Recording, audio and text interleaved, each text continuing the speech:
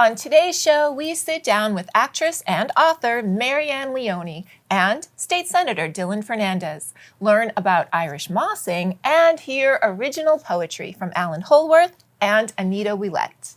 And if you're looking to learn or just have some fun, we'll also be talking about classes, programs, and upcoming things to do in Plymouth, Pembroke, Kingston, and Duxbury. We're glad you're here. Let's get started.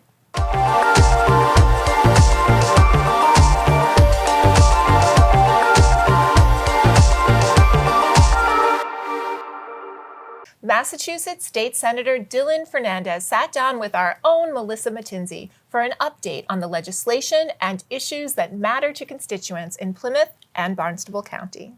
Hi, I'm here with Dylan Fernandes, Senator for the Plymouth and Barnstable District. Thank you for joining us today. Such a pleasure. So let's jump right in for what's been happening up at the State House. Well, there's a lot going on. So we just we had bill filing for our first 2 weeks. Thousands of bills got filed. We filed 48 of them. So people can check them out on our website on malegislature.gov. A lot there around protecting our environment and water quality, around lowering housing costs, around supporting tourism, a whole host of issues. So encourage people to check that on our website.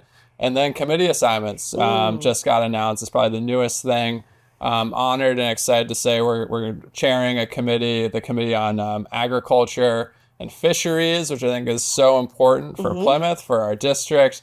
And then vice chairing the committee on environment and natural resources, another big committee with a lot of local issues tied to it. And then vice chairing the committee on cannabis as well. And there's going to be a lot of changes there, I hope, this session. So let's start with the agriculture and natural resources? Fisheries. Okay. Mm-hmm. How is that going to tie in with Plymouth and Barnstable District? Yeah, well, these are two historic industries in our local community. I mean, Plymouth County actually is quite rural, and there's a lot of agriculture here, whether that's cranberries and other types of farming. It's actually quite a large industry here.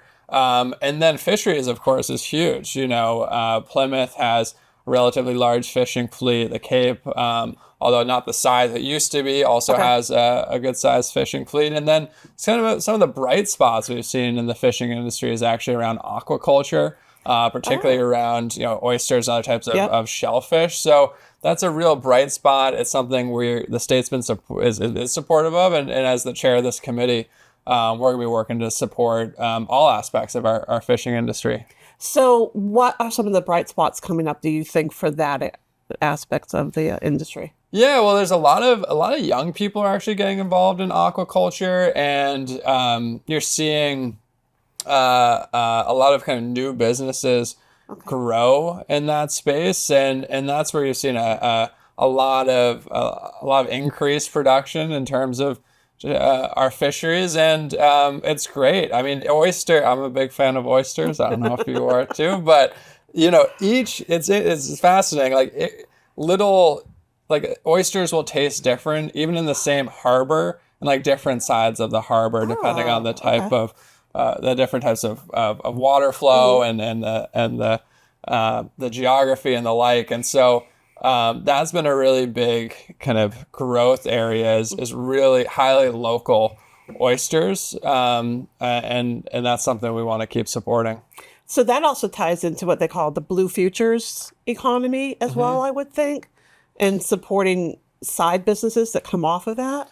Yeah, so I mean, they're part of the blue economy. So and it's great. It's great too because they also act as natural filters for our waterways, getting out nitrogen and other kind of pollutants in the water too. And so not only are they delicious, not only is it supporting a growing industry, we're actually cleaning the water at the same time. But this is part of kind of a broader movement that we're pushing for, and really a lot of people are pushing for in this region around having southeastern Massachusetts be a blue economy hub. Okay. We're heading in that direction.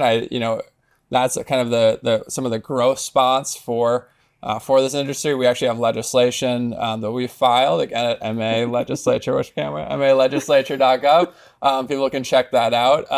But that's something where we want to encourage kind of economic development in this area, a way for people to sustain a livelihood down here.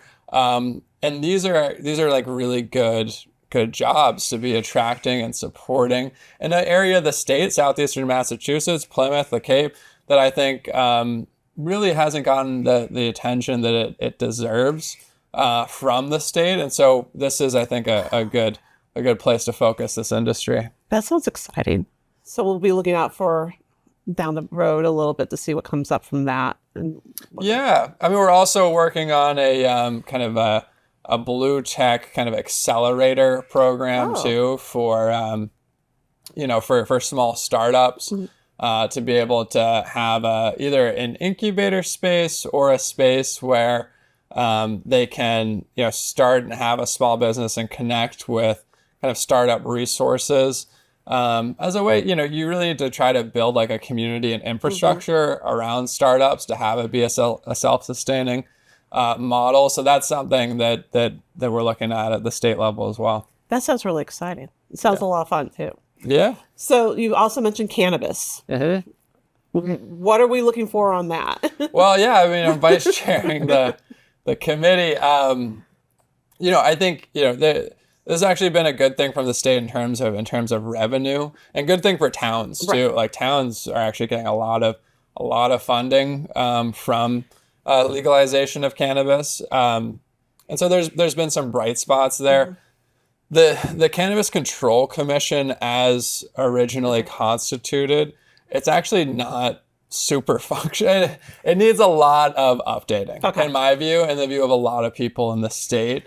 Because the way it's structured is a little disorganized in that you have kind of you have a board and then you have an executive director, and it's really not clear who has power over what, and that causes power vacuums and also power clashes that we've seen. And in the end result is that people going into the cannabis business have a really hard time interfacing with the agency, and that also impacts consumers. And so I think at a minimum, we're going to take a really kind of close look at restructuring the CCC in a way that actually supports and helps businesses and consumers.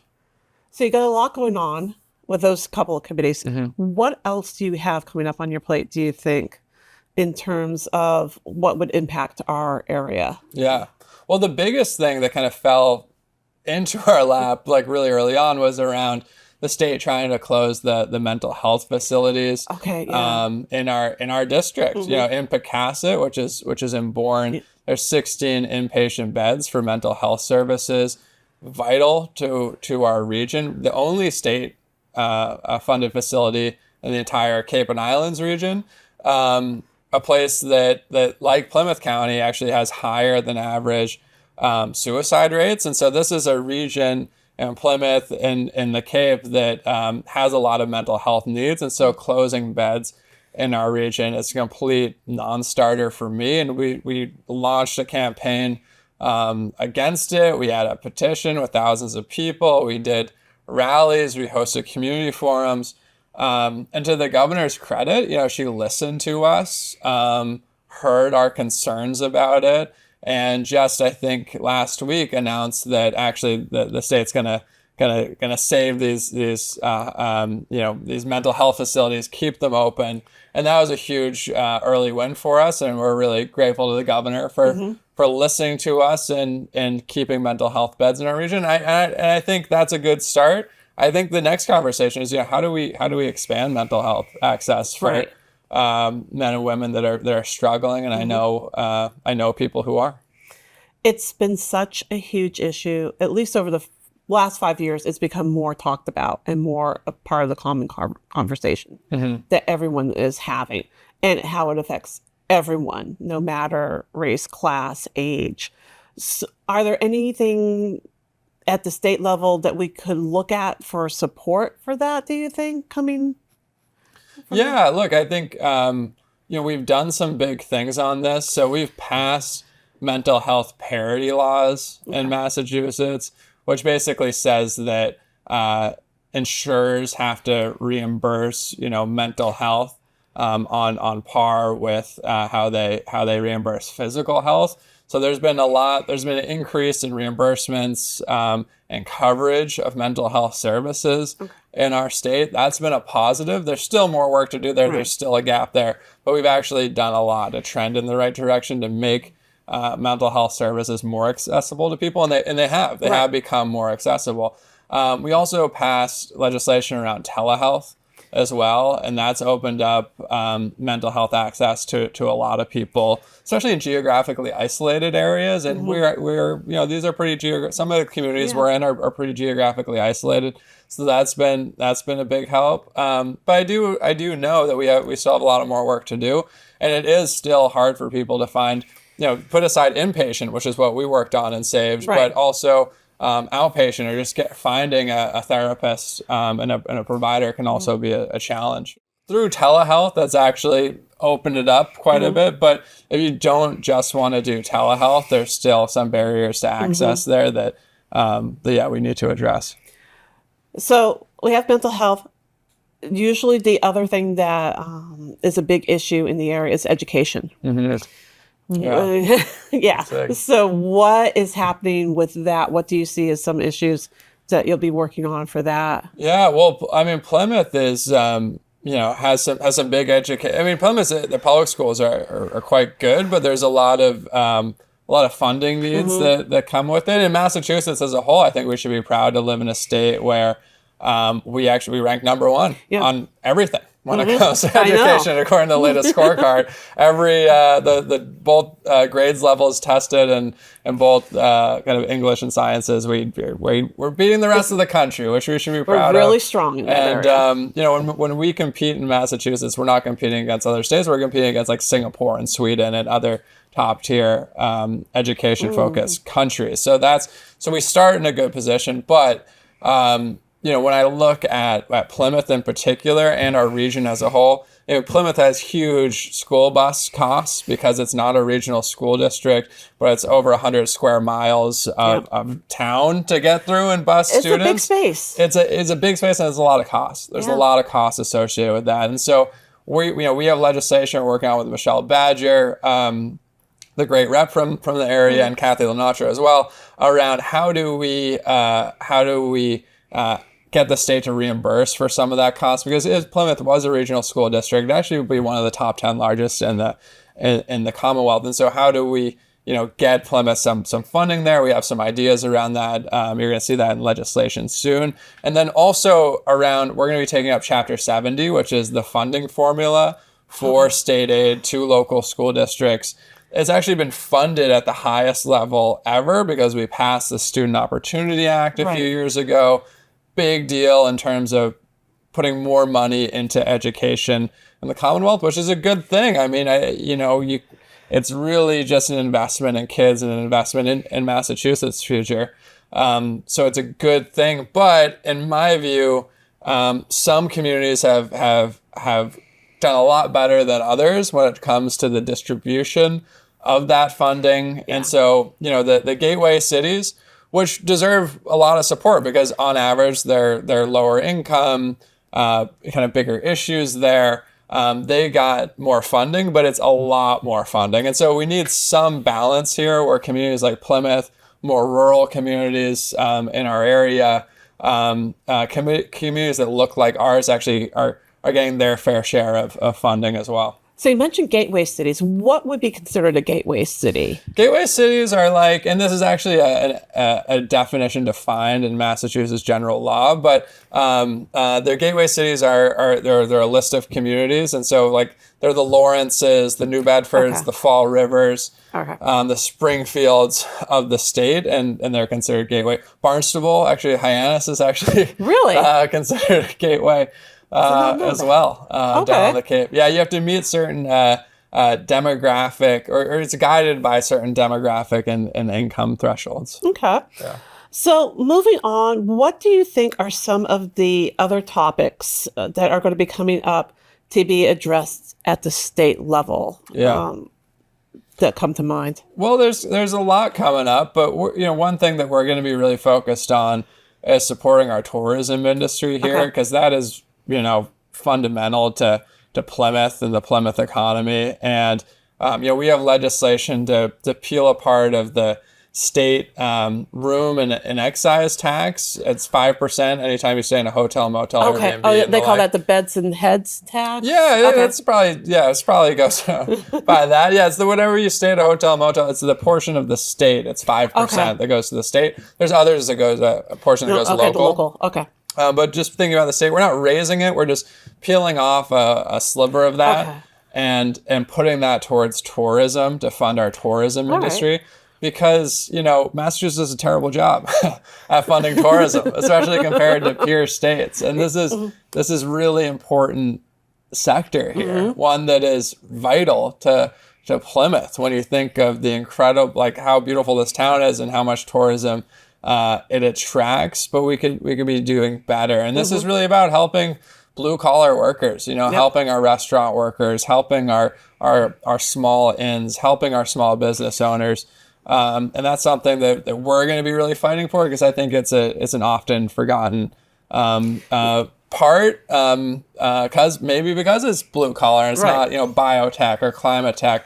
But this is something that I think we should be investing state support in, especially because we're way behind other states on this. And it's right here, it's local, and it's good blue collar jobs that deserve support as well. And then another thing that's been in the news has been the energy pricing. Yeah. Is there anything the state can do, jump in on that? The state should be doing a lot more on that, in my view. I mean, look, a part of this is DPU approved really large rate hikes, which I think was a terrible decision. And we've written letters to the DPU asking them to reverse it, asking them to help ratepayers out with the cost. Ultimately, it's not legislative, but it's a DPU and an executive decision. Okay. So it's under the governor's. Yeah, it's under the executive branch entirely. The legislature doesn't set rates. It's through the DPU, and we don't approve it, or the legislature doesn't approve it. And I think it's way too high, and it's got to change. I mean, I'm paying it. I don't even want to show you my energy bills. Look, I'm paying it too. I think we're all really struggling. There's programs out there for low income people. Yeah. And so if people are interested, our office is happy to connect you with those programs. But a lot of this is really impacting middle class people. Like us, right? And so.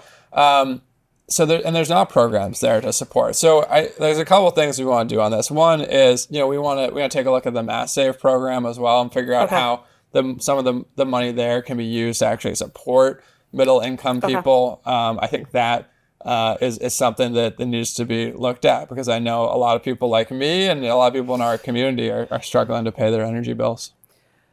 So that will be something that's going to be coming up. So we'll keep That's an eye something out. we're going to be pushing for. And then look, if you want to really get into it, Massachusetts deregulated utilities in the 1990s, at the time when the federal government allowed for deregulation. Everything was public across the country before then. Around half the states decided to keep their utilities public. The other half went to competitive supply. Massachusetts was a state that went to competitive supply.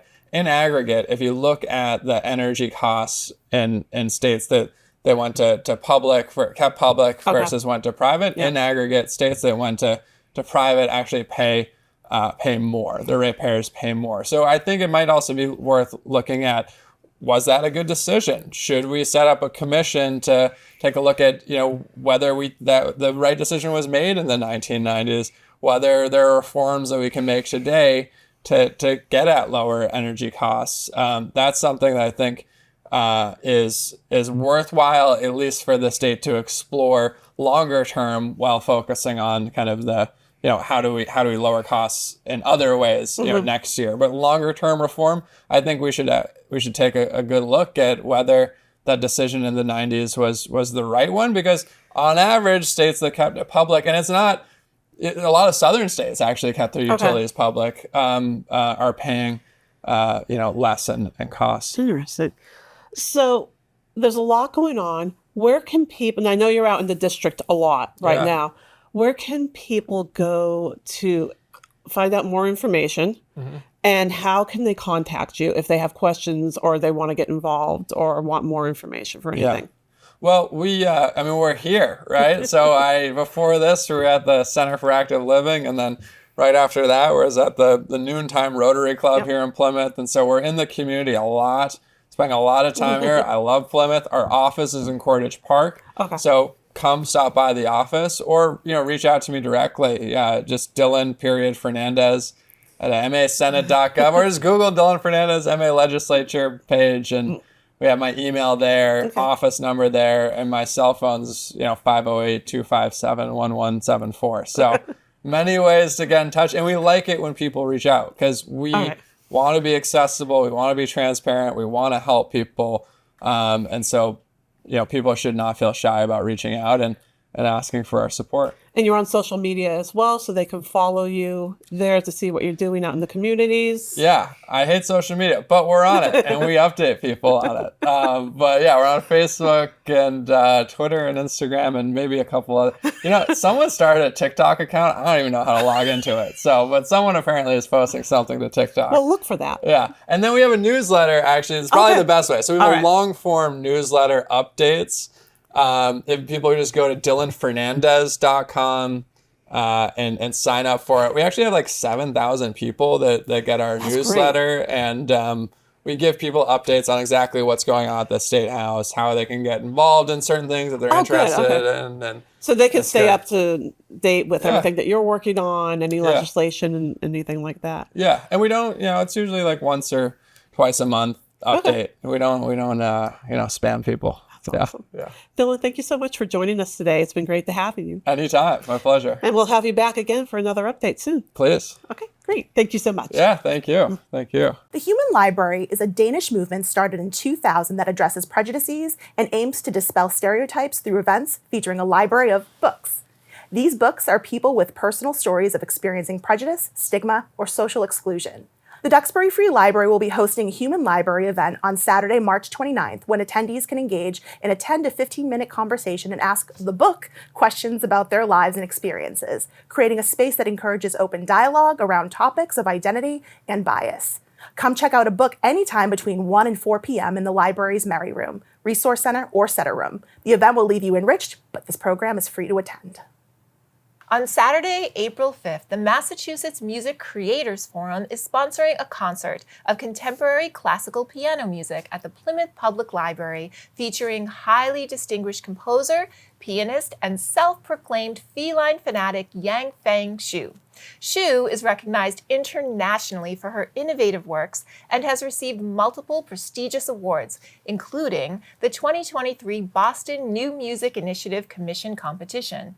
Tenor soloist Ethan Bremner will provide accompaniment for a program of works by contemporary classical music composers, including Eliza Howells, Veronica Cao, E. Jude X, Alexander Matheson, Jamie Morales, Kai Otake, Tomer Rosen, Edric Sapphire, and Stella G. Gittleman-Willoughby. Don't miss this free-to-attend afternoon concert. The music begins at 2 p.m. in the Phalo Room. Next up is poet Anita Ouillette in a reading of her original work. Well, thank you, Jennifer, and thank you, Kat, and thank you for your work, Kat. This is the print, which I loved. Kat's print is called On the Back of the Wind, and On the Back of the Wind is a line from a poem by Why the Caged Bird Sings by Maya Angelou. Disappearing inside noon at the Inky Hand Gallery. From Plymouth Harbor, a block away, a ship's sounding horn joins noontime church bells. But the Inky Hand holds silence. Inside this holy quiet, I cannot look away from the blue. So much blue as there is not always, as sometimes blue is hidden or just not observed. And I see wings widespread dark against that blue on the back of the wind, gulls soaring on updrafts that bend grass back and forth. I am sitting on the floor, observing from below, looking up at the stiff dune grass that cannot be other than where it is, even in wind, rooted and entangled beneath the ever-changing sand. Unlike the solitary woman standing tall on the back of the wind, a woman whose feet are not rooted. And in these moments of gazing at blue, at wings, at fence posts in dunes, I am, and I am not the woman, standing tall inside the wind, and I am not the woman, facing the rising sea, as fence posts disappear into the always moving shoreline. Thanks.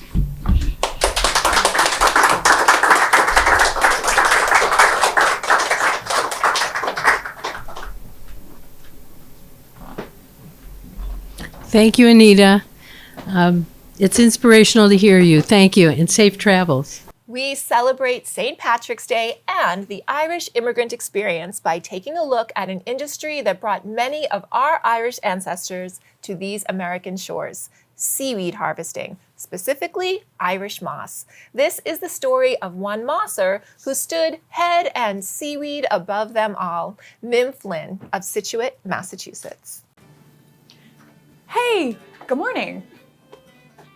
Top of the morning to ya. Yeah, okay. Did you by chance get what is this? A pot of gold. You know, like the leprechaun at the end of the rainbow. And since you kinda cut me, you get it all, my lucky friend. Cool. Ben, this is full of seaweed. That is correct. Irish moss, to be exact. And why exactly? Because it's as good as gold. In fact, better than gold. If you know, you know. Okay, thanks. I'm just gonna leave this right here. When you get a chance to figure out that other project, let me know, but I'm gonna go to the other end of the rainbow.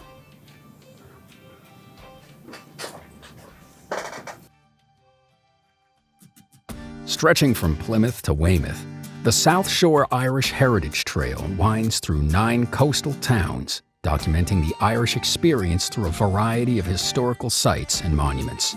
Starting in the 1840s, these communities became home for large numbers of Irish immigrants. And to this day, over 40% of the South Shore's population can trace their heritage back to these descendants. What's the story here? What drew these Irish folks to the region? The answer, in large part, is seaweed. To get to the heart of this story, you must traverse the trail to Scituate, known as the most Irish town in America. It's also the first place in the country where mossing became an industry. The moss we're referring to is Irish moss, or Chondrus crispus, a red algae that grows abundantly along the rocky shores of the Atlantic coasts of Europe and North America. From this seaweed, carrageen, a useful emulsifying and suspending agent, can be extracted. To this day, it's used in products that are familiar to us all, everything from moisturizer to medicine, toothpaste, yogurt, and hand soap. The harvesting of this seaweed, or mossing, began here in the U.S. in 1847 with a man named Daniel Ward. Ward was fishing off the coast of Boston and spotted the familiar, short, frilly, fan-like fronds and deep red and purplish seaweed he recognized as Irish moss. Knowing how valuable it was back home in Ireland to thicken pudding and clarify beer, the potential for profit was immediately clear. Ward seized the opportunity and began to harvest it, settling on the beaches of Scituate. Word of the opportunities for work quickly spread among those back in Ireland fleeing the potato famine. As a result, Irish immigrants began to settle in Scituate, taking advantage of the jobs Ward's mossing industry was creating. By 1870, there were close to 100 Irish families in Scituate, with many drawn to the area just to settle, even if they weren't working in the mossing business. For such a unique industry and salty maritime profession, of course, it attracted a fascinating cast of characters. But there was one mosser that really stood out: Mim Flynn, also known as the Irish Mossing Queen. A native to Scituate, Mim Flynn grew up in Second Cliff during the Depression years. Much to the chagrin of her socialite mother, Mim got swept into the realm of her town's main industry in the late 1930s, when she was only 9 years old, making her the youngest mosser out on Scituate Harbor. Mossing was a family affair, and typically the women, along with the children, stayed ashore, gathering what washed up on the beaches as well as managing the process of drying the seaweed. But Mim was not typical. She was not only the youngest, but also the first girl, then woman, to row her own dory onto the harbor and participate in the harvesting of seaweed, a job typically reserved for men. Harvesting seaweed required mossers to travel alone in 16-foot boats, going out 2 hours before low tide and often 2 hours after low tide. They used large, heavy rakes to harvest often thousands of pounds of seaweed in a day off the craggy rocks and sea floor. With this in mind, you can imagine the vision of Mim's tiny 5'2" frame raking, harvesting, and hauling boatloads of Irish moss garnered some attention. Mim became somewhat of a media sensation from the moment she first rowed her dory out onto the harbor and was photographed working throughout her career. Articles were written about her and published in newspapers up the coast and as far away as Canada. In her time, Mim brought national attention to the century-old industry that made Scituate the most Irish town in America. She held the status as the only woman to have her own dory until World War II, when the mossing industry really boomed. The seaweed was in high demand because agar, a competitive gel that had mostly been made in Japan, had been cut off because of the war. So carrageen harvested domestically stepped in to fill the gap.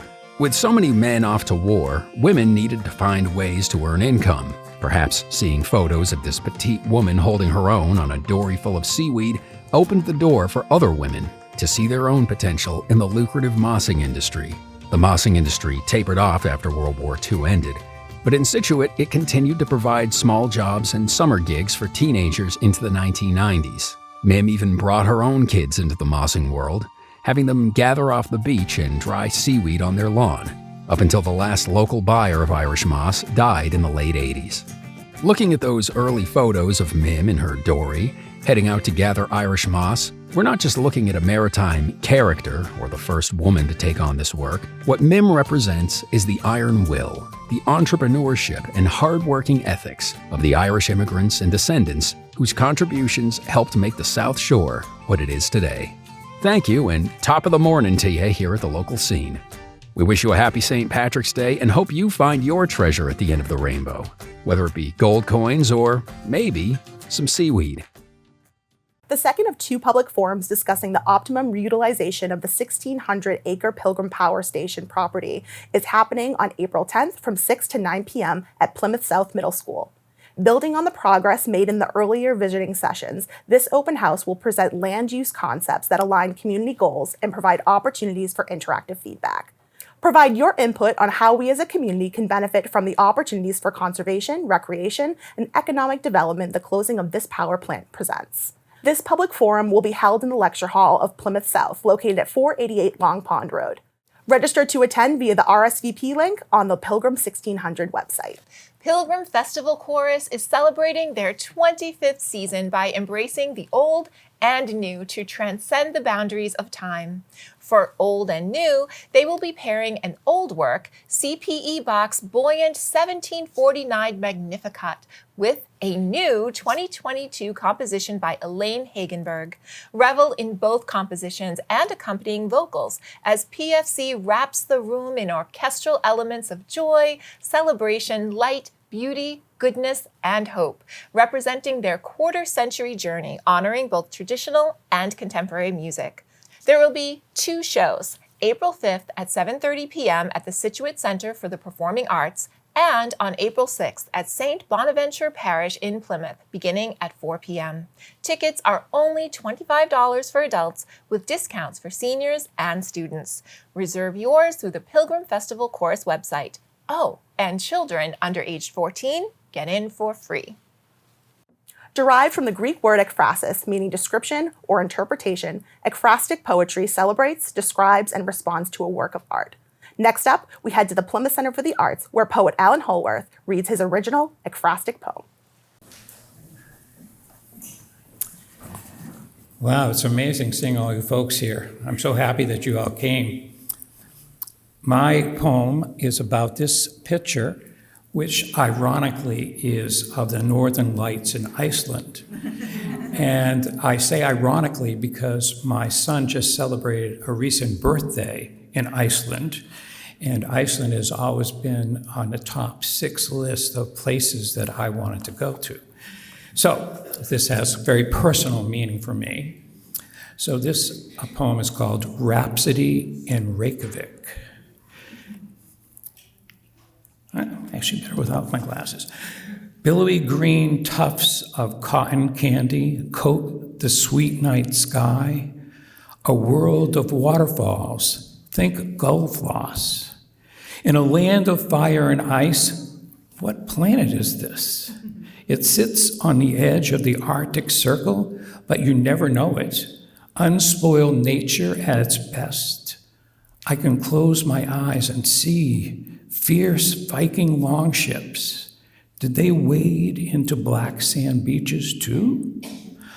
I can walk between lava fields and geothermal pools. Where else can you do that? And there is a light show like nothing else.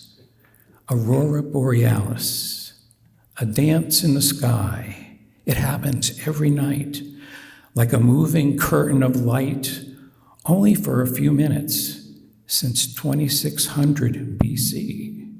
I look for reds and greens. Is it not the safest and happiest place? Reykjavik, here I come. Thank you. Actress and author Marianne Leone's newest memoir centers on the revival of life, even in the wake of profound grief. The title is 5 Dog Epiphany, How a Quintet of Badass Bichons Retrieved Our Joy. We stopped in at Marianne's recent book reading at the Plymouth Center for the Arts to hear about it. Marianne is launching our new Sundays at the Art Center series, and we are so excited to have her. The idea is we are Plymouth Center for the Arts, and we want to start having all of the arts here. We have beautiful visual arts, but we also want to bring more music, more learning events, and book readings like this. So we're just very excited about that. Marianne is just an amazing woman. She is an actress in many things, and what attracts me to Marianne the most is her books. She's able to produce a book that is a very personal look at grief. You can't not read her book and feel her personal life, and so it lifts you up, it gives you courage. As you probably know, they had a differently able son, and he was named Jesse, and she wrote a book called Knowing Jesse. Jesse was not able to move from his wheelchair, and he was nonverbal, but he was very bright. And when he was taught in conventional classrooms, he proved to be able to write poetry. I love her books. This one that she's going to be talking about is about a rescue dog that they got when Jesse was alive, and then other rescue dogs that they have taken in since then. He could not speak, and it was not cognitive, it was muscular. He sat on Santa's lap. I knew he wanted a dog. He had this glazed look whenever a dog came near him. He loved dogs, and he sat on Santa's lap, and he just drew everything he could to say, "Dog," to Santa Claus, and I turned to my husband and said, he's getting a dog. So he was on Jesse's bed Christmas morning, and he wasn't at all surprised. We'd told him he was the best little boy in the world, and he'd asked Santa, and Santa had delivered, and he was his first sibling for the rest of his life. And after our son died, suddenly, there's this book by Bissell van der Kolk called The Body Keeps the Score. My body kept the score. I grew a tumor the size of my son at birth after Jesse died. And I just was starting to die too. And Goody died the night of my surgery to remove what I called the not Jesse, the tumor. And so there I was recovering at home, you know, like this neurasthenic Victorian lady, and I just realized how it was just grim not to have a dog in the house either. And I started looking at Pet Finder, and I found not one, but 2 dogs. And they were named Lucky Dog and French Fry, and their cutesy names belied their very sad-looking faces, and they were a bonded pair. You know, we just live in a society that doesn't allow grief. This country, especially, and I'm a first-generation American, so I'm also aware of the immigrant experience. And my parents were Italian, and they came here as immigrants. And I understand, you know, they get it. It's like they've had war, they've had death, they get it. Whereas here, you're supposed to get over it. And everybody says, get over it. And you don't get over it. You never get over it. But what I wanted to explain to people was that your joy doesn't go away forever. That you will laugh like you're 5 years old again. You will experience joy. It's just, you know, you have to accept that loss is with you. But I feel that the joy that we experience with these dogs is honoring our sons. You know, our son was the one who was joyful. Our son was who made us joyful. He was our greatest teacher. You know, we're in a business that infantilizes you, makes you a narcissist. We had this boy who taught us what was important. You know, it was wonderful. I mean, and so, yeah, I wanted to explain about what that was like for us, you know. I want people to know that you will experience joy again. I think that you can't imagine that it will ever happen to you, that you will ever laugh again, that you will ever experience joy, but you will. And it will not be taking away from what you feel for your child or your husband or who in your family you're grieving. It doesn't take away from that to experience joy. I look at it as a tribute to my son. The most exciting time of the year is almost there. The Plymouth Kiwanis annual breakfast with the Easter Bunny. This fun, family-friendly event is happening from 9 a.m. to 12 p.m. on Saturday, April 12th at 199 Federal Furnace Road and promises a wonderful morning of yummy food and quality time hanging out with the Easter Bunny. There will be plenty of opportunities to take photos with our famous furry basket-bringing friend, and all ages are welcome. Parking is free and ample, and the cost is only $10 for adults, $5 for kids, and free for littles under 3. Visit the Eventbrite page to purchase tickets. 2 grannies on the road are making a pit stop at the Pembroke Council on Aging for lunch and a presentation about their adventures on the go. On March 26th from 12 to 1:30 p.m., enjoy a midday dish of chicken with red pepper Florentine while the grannies share tales of their Massachusetts travels. Get inspired by their explorations in our great state cities and towns, lessons in history, culture, locally made products, and their origins. You'll love hearing about how these mature and vivacious ladies connect with other mature adults who have also reinvented themselves. Register to attend by calling the center at 781-294-8220. Grab your sketchbooks, paints, canvases, pens, whatever your favorite art materials may be, and join Sally Dean for Mixed Media Meetup at the Art Complex Museum in Duxbury. By opening this space to come and create communally, the hope is to foster fun, friendship, inspiration, and get constructive feedback on your work. The gathering of creators happens every first and third Thursday of the month from 1 p.m. to 4 p.m. April's dates will be April 3rd and April 17th. There is a fee of $10 per session. You will find the Art Complex at 189 Alden Street in Duxbury. Our detailed maps of the Earth today are thanks to cartographers who for centuries have sailed the seas, climbed mountains, dipped into valleys by foot, horse, and wheel to capture data. What about our new map makers? What does that look like? Meet DESI, the dark energy spectroscopic instrument that is creating the most detailed map we have thus far of our nearby universe. On Tuesday, April 8th, the Blake Planetarium is featuring 5,000 Eyes, Mapping the Universe and Passport to the Universe, a presentation that will teach us all about DESI, a scientific research instrument installed on a mountaintop telescope with 5,000 independently operated tiny robots measuring the light of 1,000 galaxies at once.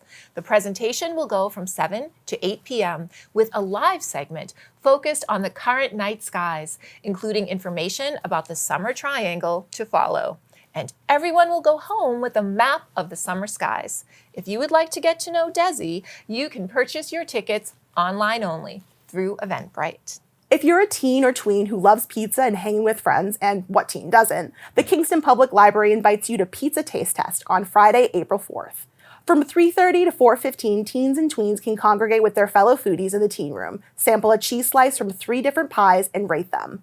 Which local pizza joint slice will come out on toppings? Who knows?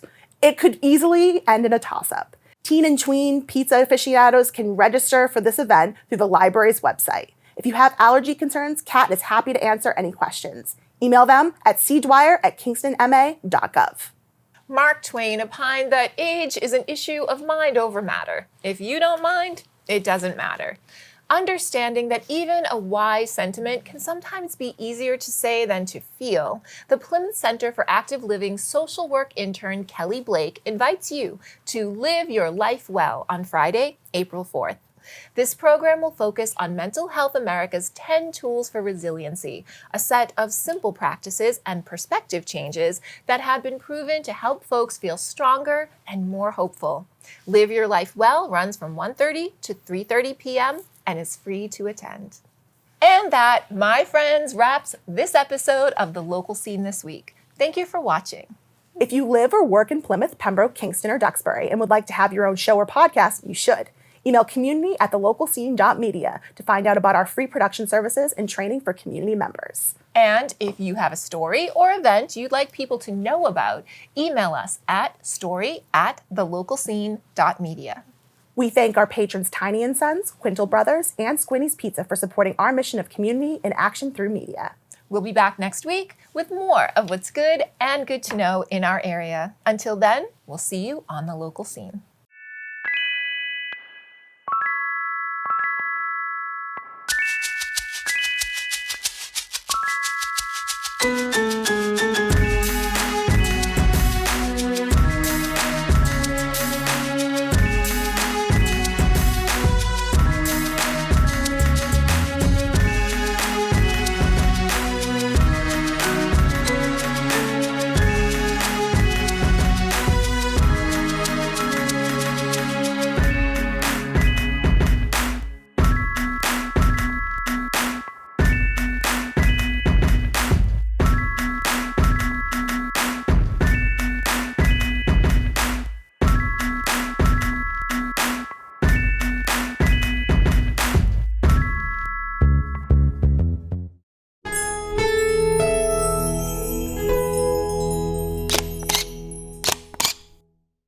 For more of what's good and good to know on the South Shore of Massachusetts, hit the subscribe button. And thank you for watching.